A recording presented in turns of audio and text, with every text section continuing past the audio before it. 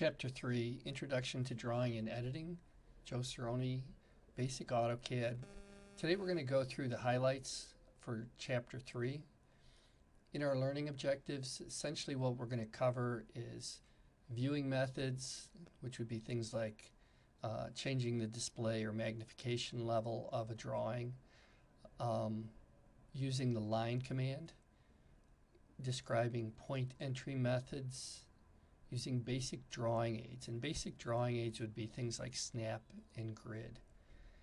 And then we'll go through some basic commands like erase, undo, redo. As you look at the prompts, most people are pretty familiar with working with computers. It's going to prompt you and ask you for some inputs. When it asks you for numerical data, what they're doing is the same as everybody else. Positive numbers don't need a plus mark, but negative numbers do. If we go through and we look at input methods for working with AutoCAD, AutoCAD uses a Cartesian coordinate system. And so as we look at these input methods, what they're talking here about is the units of measurement. And so architectural units are in feet and inches, and inches and millimeters would be set with units in decimal. And so what we do is we have your title blocks set up for that. And so if we come back here to the D2L and we go to content and we look at the title blocks, if I were to take the architectural title block and download that,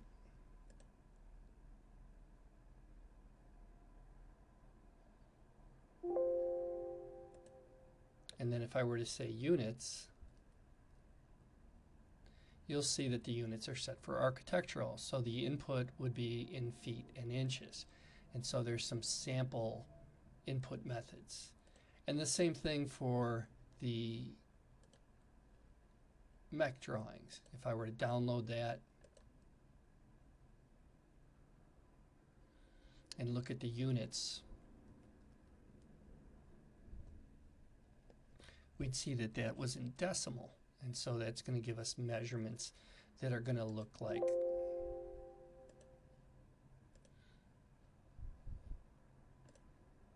this, 3.0 through 2.5, versus on an architectural drawing, we're going to have units of measurement in feet and inches.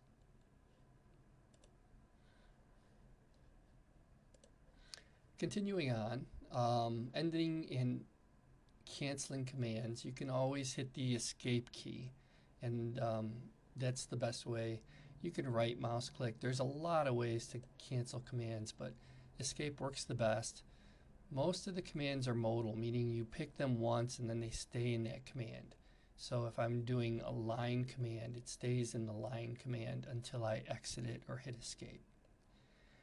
Basic viewing methods, when they talk about zooming and panning, what they're talking about is turning the wheel on the mouse or pushing the wheel on the mouse. And so if I come back here to a drawing and I turn the wheel on the mouse, I can zoom in.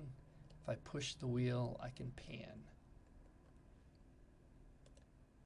And there's a lot of other methods for changing the display level. If you just go under View, you'll see that there's pull-down menus. Zoom to a window, zoom at a percentage. And so drawing lines, then, when you use the line command, it has sort of a rubber band effect. It means that you put the pencil down and then the line is attached to the point that you put it down as. It's kind of called rubber banding. And then it's waiting for you to give the next input point. And so as we go through and we look at these different methods, we use coordinate entry methods, and there's some very good videos in the AutoCAD on absolute coordinates and relative coordinates. And so if we were to look at the AutoCAD,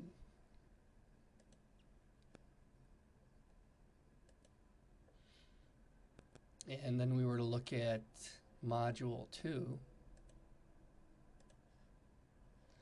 using absolute coordinates, relative coordinates, and direct distance. These are very good videos. And basically, as we look at it, what we're looking at is ways to input coordinates with numerical values, like we did on the number one. Because AutoCAD understands absolute coordinates. And so I'm going to stop this, but the exercise that we did here was an exercise in numerical input. And so to draw this, what we did was we drew a line from this point right here. And if I want to know what that point is, I can go into my utilities and I can say ID point, and I can bring it right here. Now, it needs to have an O snap and attach exactly to that point to get the coordinate. And so that coordinate then is located at 2, 1. And so when we do that exercise, what we're doing is we're using coordinate input to create this number 1. And if we look at it, it explains to you how to do these coordinates. And so here's absolute coordinates, #2, 4. #2, 1 is our first point. That was the one I just identified. And then to go to the next points, they're listed out here. And that would be absolute. And then I use relative polar, which would be at a distance and an angle.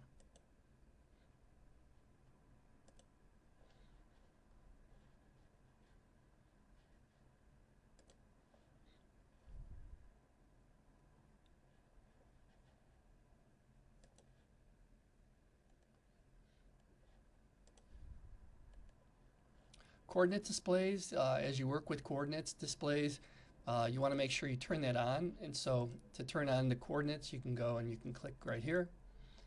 And you want to have this checked off. If I uncheck it, my coordinate display disappears. Check, it's back on. Dynamic input, F12, that means that the cursor follows the input. And so wherever the input is, you'll see the cursor there. And so as we look at it, we look at some of these dynamic inputs, this is what it looks like. And most people are so used to it, they don't even know there was something before that, because most of your computers work that way. But before that, it was command line input. And so if we look down here and we go through it, what you'll see is that command line input is the command line right here. And so prior old school ways, before all this heads-up display stuff, was to use this method right here. This is what's known as the command line, and you can type in your commands like line. And then it'll give you content-sensitive help based on the letters that you're putting in. And then when you're in that command, it'll also give you options that you can do. And so, for example, when we're using a command like the circle command, and I'm using direct distance, and I hit the down arrow on my keyboard, and the commands are right here. Versus when I'm using the command line, the subcommands are right here. And so this is very similar to that number 1 that we drew. They're just showing how to do coordinates, how to draw a rectangle. And what they're saying is that you can start with 4, 2, and then the next coordinate would be 7, 2. And that's the x coordinate and the y coordinate. So x 4, 2, and then the next coordinate, x would be 7 units over, still be the same y value of 2 units. And then the next coordinate would be 7 units over, so it's not changing, but it is going up 6 units in the y. And so these are the values for coordinate input. And then what you'll find is that you can't really define everything by known coordinates because you have to start doing trig and stuff, and so you'll use polar. Grid mode, when you turn on the grid, you'll see the grid. And then I like to use the drafting settings, like they're saying here, to control that. And so this would be considered drafting settings, where if I'm in this architectural drawing, and I guess it won't let me go there unless I exit the command. There we go. So if I'm in this architectural drawing and I want to check the setup on it, I would be making the drawing in model space, and then I'd go to Tools, Drafting Settings, and Snap and Grid. And what I recommend is the Snap be on and the Snap be at 6 inches, and the Grid be on and the Grid be at 12 inches. And that way I'll get 2 snaps to every grid. And then when I OK that, you can see that the display mode, it's called Grid Display, is set at 2. If I set it for 1, it becomes infinite. And you can see that you can then count grid squares. And so Grid and Snap and Drafting Settings is very good to set that up by going to Tools, Drafting Settings. And then you can work these settings by moving the tabs over. Polar tracking is very good. What polar tracking is that when it's on, I will have a line and a tracking mark. And I'll turn off the grid so you can see that and see that green line that comes out. And so what it allows you to do is to set up these tracking angles like this one, where it would track at 33 degrees, or let's say 30, and then draw a line, let's say 15 feet. And so direct distance is very intuitive. If I want to draw a line straight up 10 feet long, I just track it and go 10 feet. Versus working with the relative polar, where I'd have to go 10 feet less than sign at an angle 90. And so there's more work involved.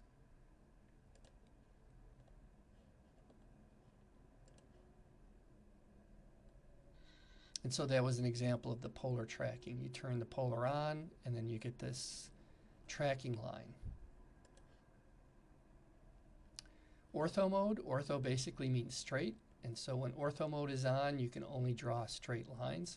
Ortho mode is right over here. And so with ortho being on, if I have a line, I cannot draw it at an angle. It just goes straight.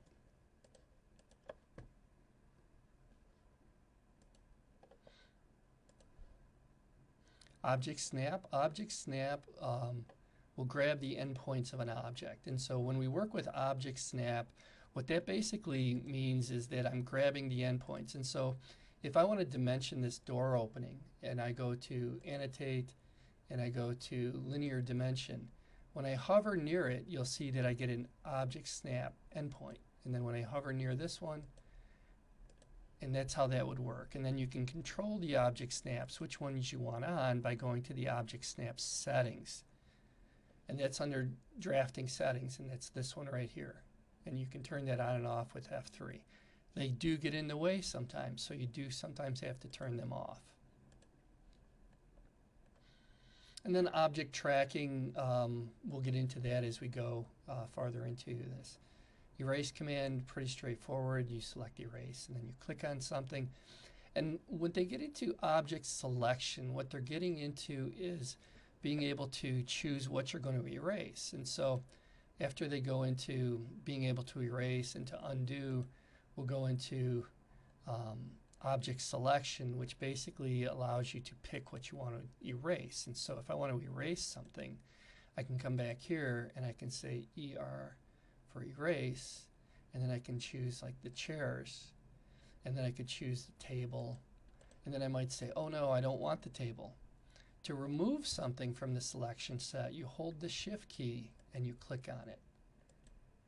And then you have these different object selection settings that you can go. And if I want to add this to the selection set, I click it. And if you read this, it tells you that it's adding objects to the selection set or removing them. And so that's how that works. You build up your selection set, and then when you hit enter, it completes the command. And then if you don't like it, you can undo it, and then you can redo it. And so that's just a quick thing on some of the object selection. The lasso is a selection that I'm not a big fan of. I'll oftentimes turn that off. And so I'll show you how to turn that off.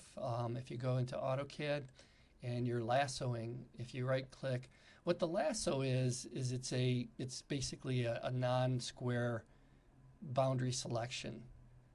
And so it allows you to make loops and circles. And so if you go into selection and you say that you don't want the object, the lasso command, let's see. And so I've got mine turned off, but it'd be right here, allow press and drag for lasso. I'll just turn it on to show real quick how to do that. If I wanted to erase something, and then I click and drag, it gives you this lassoing effect. And sometimes that works for people, sometimes it doesn't. I don't prefer to use it. Okay, and then that would be the lasso command, window crossing and polygon selection. When a window is green, it basically selects everything that it touches. And when it's blue, it only selects what's within it. And so as we look at these other ones, and these are all very good commands. Last, I can erase something and I can say, do another operation on the last or the previous. But as you get better with it, we'll do more object selecting. At this point, I just want to make people aware of these different selection methods. You can cycle through the object selecting. I don't really do a lot of that. I just zoom in closer to see it. Okay, and that completes the end of the chapter with the chapter review. And that ends your review or your quick lesson on chapter 3.